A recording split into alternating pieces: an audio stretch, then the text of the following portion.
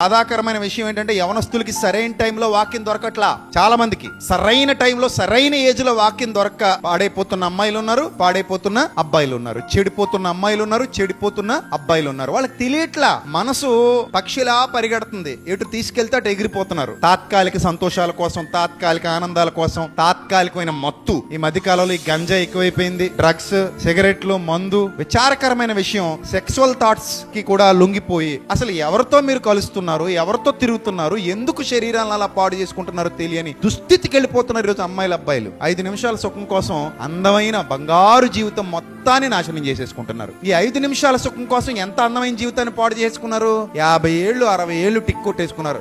నిజంగా చెప్తున్నా, ఒక అమ్మాయి రోజు ఏడుస్తూ వచ్చింది నా దగ్గరికి. నేను చదువుకుంటున్నప్పుడు మోసపోయాను, తప్పు చేశాను, ఇప్పుడు హెచ్ఐవి వ్యాధితో బాధపడుతున్నాను. అమ్మాయి వయసు ఎంత తెలుసా మీకు? 23 ఏళ్ళు. 23 ఏళ్ల వయసులో హెచ్ఐవితో బాధపడుతుంది ఒక ఆడపిల్ల అంటే అంతకంటే ఘోరమైన దుస్థితి మరొకటి ఉంటుందా? అమ్మాయి జీవితం 23 ఏళ్ళేనా? 70-80 ఏళ్ళు లేదా 100 ఏళ్ళు ఆరోగ్యంగా బతకవలసిన ఒక ఆడపిల్ల 23 ఏళ్ళకి హెచ్ఐవి రోగాన్ని తెచ్చుకుని బాధపడుతోంది అంటే ఆ టైంలో, ఆ యవ్వన దశలో ఆ అమ్మాయికి చెప్పేవాడు లేక, చెబితే అర్థం చేసుకునే స్థితి లేక, మాయ మాటలకు, మోసపు మాటలకు లొంగిపోయి ఇదే జీవితం అనుకొని భ్రమలో బ్రతికేసి ఎవరితోనో శరీరాన్ని పంచుకొని అంతే అక్కడతో జీవితాన్ని కొలాప్స్ చేసేసుకుంది, నాశనం చేసేసుకుంది. ఎంత ఏడ్చినా ఆ శరీరం లోపలికి వెళ్ళిన క్రిమి బయటికి పోయే అవకాశం ఉండదు. ఇప్పుడు అనుకుంటారు, లైఫ్ ని వెనక్కి తిప్పుకోగలిగితే, ఆ టైంకి వెళ్ళిపోయి ఆ పని చేయకుండా అక్కడ నేను ఆగిపోగలిగితే ఇప్పుడు ఈ వ్యాధితో నేను బాధపడను కదా అనుకుంటది అమ్మాయి. ఈ రోజు ఈ వాక్యం వింటున్న మీరు ఎంత ధన్యులో కదా నా చెల్లెమ్మలు. ఒక అన్నగా నేను మీకు చెబుతున్నాను, తొందరపడి 5 నిమిషాల సంతోషం కోసం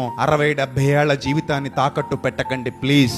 దానివల్ల నాకు మీ అమ్మా నాన్నలకు వచ్చే ఉపయోగం ఏమి ఉండదు, కానీ మీరు మాత్రం లైఫే కోల్పోతారు, లైఫే కోల్పోతారు. లైఫ్ కంటే విలువైంది ఇక్కడ ఏది లేదు. ఆ తర్వాత ఎంత ఏడ్చినా మళ్ళీ అది వెనక్కి తిరిగి రాదు. బతకలేక, చావలేక, చచ్చి బతకాల్సిన పరిస్థితి వస్తుంది. అప్పుడు చేతులు గాలిపోయాయి, ఆకులు పట్టుకోవాలన్నా ప్రయోజనం ఏమీ ఉండదు. సో అందుకే చెబుతున్నాడు, దేని చేత మన నడతను శుద్ధిపరుచుకుంటాం మనం? యవనస్తులు దేని చేత మన నడతను శుద్ధిపరుచుకుంటారు? జాగ్రత్తగా చూసుకోవడం చేతే.